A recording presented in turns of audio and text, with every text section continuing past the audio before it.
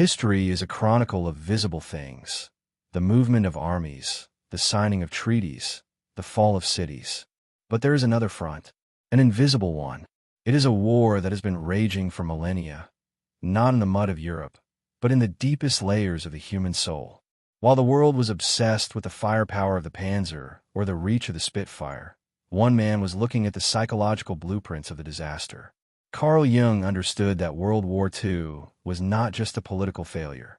It was a massive, collective eruption of the unconscious. He saw that when modern man lost his connection to the sacred, he didn't become rational. He became possessed. In this investigation, we're going to decode the minds of war. We will see how generals became archetypes, how soldiers became shadows, and why the most dangerous weapon in the world is not the bomb, but the unexamined self. In 1936, years before the first shot, Jung wrote a chilling essay titled Wotan. He predicted that the German people were being seized by an ancient, dormant archetype, a god of storm and frenzy.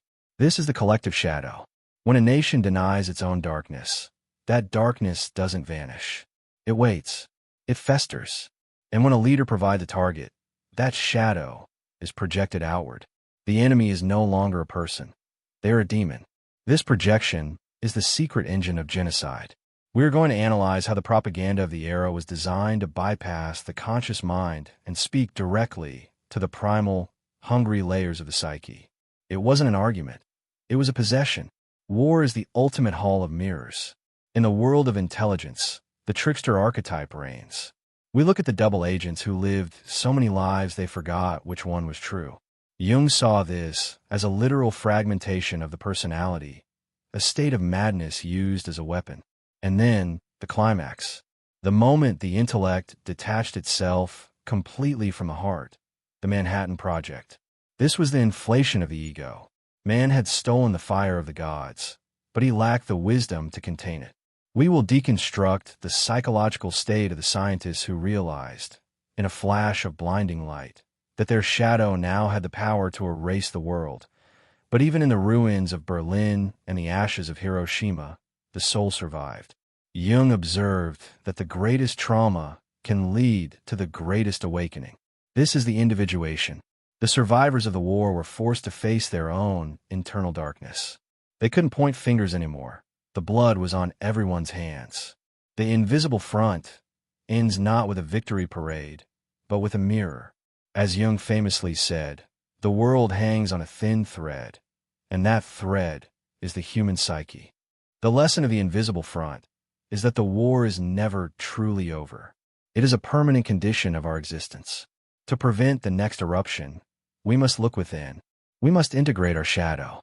Because the most heroic act is not to die for a cause, but to have the courage to face yourself in the dark. Script. The Invisible Front. Part 12. The Anatomy of the Dark Sage. But the general and the spy were not the only architects of this psychic landscape. Behind the lines, in the cold, sterile rooms of research laboratories and bureaucratic offices, another figure emerged, the Dark Sage. This is the intellect at its most lethal, divorced from the anima, the soulful, feeling part of the human experience. Jung often spoke about the danger of one-sidedness. When a society values logic and efficiency above all else, it creates a vacuum where empathy used to be. During the war, we saw the birth of the technocratic shadow. These were men who didn't hate their victims. They simply didn't see them as human. To the Dark Sage, the battlefield is a laboratory, and the human body is merely data to be analyzed. This is the ultimate chilling realization, that evil doesn't always roar with rage.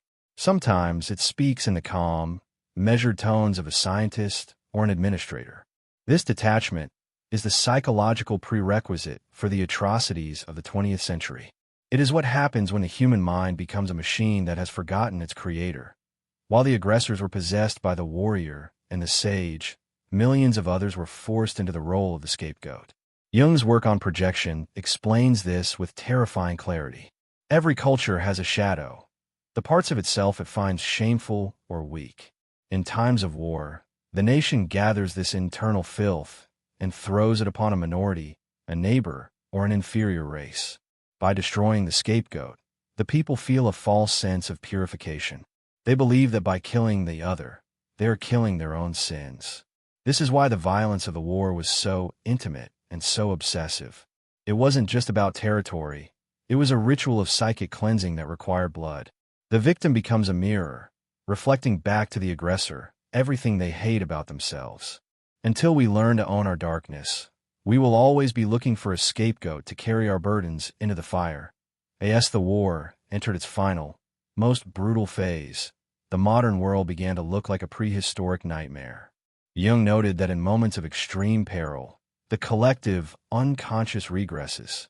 We saw the return of primordial fear, the fear of the dark, the fear of the predator, the fear of the world ending in fire. This regression is why the propaganda and the art of the 1940s became so heavily laden with mythological symbols. We were no longer fighting for democracy or land. We were fighting for the survival of the light against the devouring darkness. This is the psychological root of the total war doctrine. When the conflict is perceived as a struggle between cosmic forces, there are no limits to the destruction. Mercy is seen as a weakness, and total annihilation is seen as a duty. We didn't just break the enemy's armies. We tried to break the enemy's soul, not realizing that in doing so, we were shattering the collective soul of humanity itself. 1945 did not bring peace. It brought a psychic fracture. The men who returned from the front didn't just bring back shrapnel in their bodies. They brought back the shadows they had encountered in the trenches. This led to a global phenomenon of silence, collective repression. Jung observed that a trauma this large cannot be processed in a single generation. It stays in the unconscious, passed down from father to son, manifesting as anxiety, as a need for control, or as a deep, unspoken cynicism. The invisible front moved into the family living room. It lived in the cold distance between a father and his children. It lived in the sudden, unexplained tears of a mother who had lost her youth to the sirens. We are still living in the ripples of that explosion. Every modern conflict, every surge of nationalism, every fear of the other is a ghost of that unresolved psychological war. If there is any hope to be found in the ruins of the 1940s, it lies in the concept of the wounded healer. Jung believed that only those who have looked into the abyss and survived can truly understand the value of the light. The task of the modern man is not to forget the war, but to integrate the wound. We must accept that we are the same species that built the gas chambers and the atomic bomb. We must accept that the shadow is part of us. To deny it is to give it power. To acknowledge it is the first step toward freedom. The invisible front is a call to consciousness. It asks us to be the watchers of our own minds, to recognize when the mask is becoming too tight, and to listen to the whispers of the self before they turn into the screams of a nation. As we move from the age of steel into the age of information, the battlefields of 1944 didn't disappear. They migrated into the digital ether. Jung's warning about the technocratic shadow has reached its terrifying zenith. We now live in a world where the dark sage no longer needs a laboratory. He has algorithms. The psychological warfare that used to require radio towers and leaflets is now a constant, silent bombardment in our pockets. The collective shadow has found a new home in the echo chambers of the internet. Here, the demonization of the other happens at light speed. We are still projecting our internal filth onto strangers, still wearing the rigid persona of our online identities, and still surrendering our ego to the faceless mass. The war has become decentralized, but the psychological machinery is identical. We are still the same frightened primates, clutching lightning bolts we don't understand, hiding behind masks of digital perfection while our shadows grow longer and darker. Jung once compared the process of psychological growth to alchemy, the transformation of lead into gold. But war is a reverse alchemy. It takes the gold of human potential, the art, the love, and the creativity, and melts it back into the lead of pure survival. When we look at the ruins of the 20th century, we are looking at a failed chemical experiment. The self was sacrificed for the state. The soul was traded for efficiency. But alchemy also teaches us that out of the nigredo, the blackest stage of the process, new life can emerge. The destruction of the old world was necessary for the birth of a new level of consciousness. We were forced to see what happens when we stop being individuals.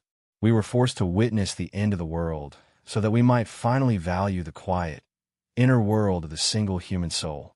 The fire that burned the cities was also a fire that burned away our illusions of being civilized, without effort. In his final years, Jung was haunted by visions of a world that refused to learn. He saw that the Cold War was just a split in the psyche, made physical. Two superpowers representing the two sides of a divided mind, each pointing a gun at the other's shadow. His prophecy was simple. If we do not face our own darkness, the darkness will face us in the form of a mushroom cloud. The invisible front is not a historical event. It is a permanent state of emergency. Every day you wake up, you are at war. Not with a foreign power, but with the urge to be unconscious. Every time you choose a lie because it is comfortable, or hate because it is easy, you are contributing to the collective madness. The mirror that the soldiers found in the rubble is now in your hands. What do you see when you look past the uniform, past the job, past the name? Do you see a conscious being, or do you see a vessel for an ancient, unexamined ghost? Victory on the invisible front is never televised. There are no medals for the man who decides to forgive instead of hate. There are no parades for the woman who has the courage to admit her own darkness. But these are the only victories that matter. The generals have been buried. The bunkers have been turned into museums. But the archetypes they served are still alive, waiting for the next moment of collective fear to rise again. Jung's legacy is a map through this minefield. He taught us that the greatest act of rebellion in an age of mass madness is to remain a conscious individual. To be a self is to be a fortress that no army can conquer. The war is over, and the war is just beginning. The front line is in your heart. The commander is your conscience. And the objective is nothing less than the survival of the human soul. Choose your mask carefully. Know your shadow intimately. And never forget that in the dark theater of history, you're the only one who can decide when to take off the mask and finally, truly see. The true tragedy of the modern man is that he believes he has overcome the demons of the past simply because he has traded bayonets for satellites. Jung observed that the more civilized a society appears on the surface, the more primitive and hungry its shadow becomes in the depths. During the war, the world witnessed what happens when 20th century technology is handed over to a Stone Age psyche. We have not evolved morally. We have only increased the range of our destruction. The general who commanded the bombing did not see the faces of the victims, and this physical distance created a psychological abyss where empathy dies silently. This is the administrative shadow, where evil becomes an office task, a logistical calculation, a line in a report. When we remove the human factor for violence, we open the door to a form of possession that Jung considered far more dangerous than blind rage, calculated indifference. In the decades that followed the conflict, humanity attempted to heal itself through consumption and speed. We fled into the future because the past was unbearable. But the shadow cannot be left behind. It is like a faithful dog that follows us to the end. Jung warned that everything we deny in ourselves eventually finds us in the form of fate. If we do not recognize our own capacity to be the general or the jailer, we end up creating situations where we are forced to play those roles. The Cold War that followed was not just a geopolitical dispute. It was the externalization of a divided mind. The world was split in half because man was split in half, unable to integrate his internal opposites. The fear we felt of the other on the other side of the border was, in fact, the fear of our own projected darkness. Today, we live in the era of global synchronicity, where our every action reverberates in a digital collective unconscious that never sleeps. The pressure to become mass has never been greater. The individual is being crushed by collective identities that promise security in exchange for the soul. Jung said that the only thing that can resist the madness of the masses is unshakable individual consciousness. But this consciousness requires a price that few are willing to pay: psychological isolation. To be truly free from the general shadow, you must be willing to be a stranger in your own culture, to question the mask that everyone around you wears with such naturalness. The war taught us that most people would rather commit atrocities than be excluded from the group. The courage to stand alone with one's own truth is the only real defense against the next eruption of the unconscious. We must look at the scars of history not as wounds to be hidden, but as maps of where the light failed. The art of war, according to depth psychology, is not about defeating the external enemy, but about surviving the encounter with your own internal monster. If you emerge from this battle without becoming what you hate, then you have achieved the only victory that time cannot erase. The world does not need more heroes to kill dragons. The world needs human beings who have the humility to tend to their own dragons. As long as there is a part of you that you dare not look at, there will be a battlefield waiting for you somewhere in the future. History repeats itself because the lessons of the soul are the only ones we refuse to learn, preferring the comfort of the mask to the freedom of the open wound. In the end, the silence that follows the end of a great war is not the sound of peace. It is the sound of exhaustion. But in the midst of that silence, there is a small voice that Jung called the daimon, the internal guide that reminds us of who we truly are before the world told us who we should be. The secret that the generals never understood is that you cannot conquer the human spirit through terror. You can only force it into hiding. And when the human spirit hides for too long, it resurfaces in the form of symptoms, of diseases, of revolts, and of art. We are now in the twilight of an era where the old certainties are crumbling and the ground beneath our feet feels unstable. It is in this moment of transition that the shadow becomes most active, trying to drag us back into primordial chaos. The only compass we have is our ability to remain conscious, to hold the tension between what we were and what we can be, without falling into the temptation of fanaticism or despair. The true invisible front does not divide nations. It divides your heart. On one side, the desire to be great, to be recognized, to wear the mask of power. On the other, the need to be authentic, to be vulnerable, to integrate one's own weakness. Jung left us a legacy of radical responsibility. He took away our excuse of being mere victims of circumstances or the government.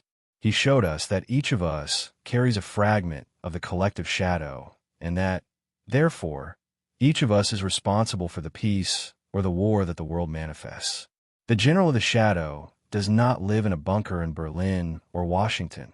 He lives in your unprocessed anger, in your hidden prejudice, in your thirst to be right at any cost. Until you make peace with this internal commander, you will only be a private in a war you do not understand, fighting for causes that are not yours, in a theater of operations that never closes its curtains. This final chapter of our journey concludes not with a roar, but with a realization. The invisible front is the recognition that every outward conflict is a reflection of an internal fracture. We have decoded the minds of war, only to find ourselves staring into a mirror. Carl Jung's ultimate gift was the understanding that the light we seek is not found by ignoring the dark, but by having the courage to walk through it. As the history of the 1940s fades into the digital noise of the future, the responsibility remains the same: to be the guardian of your own psyche. The war for the soul is the only one worth winning, for it is the only one that can truly end all others. The general shadow has been named. The masks have been removed. The rest is your story to write.